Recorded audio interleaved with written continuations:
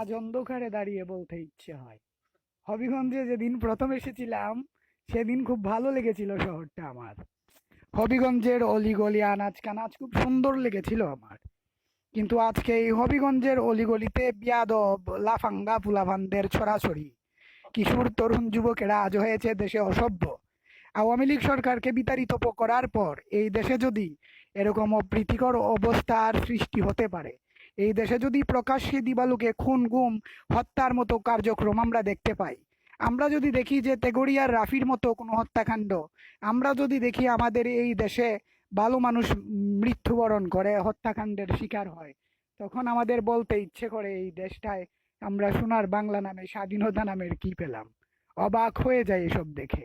9টা বছর ধরে আজ আমি নিঃসঙ্গ একাকী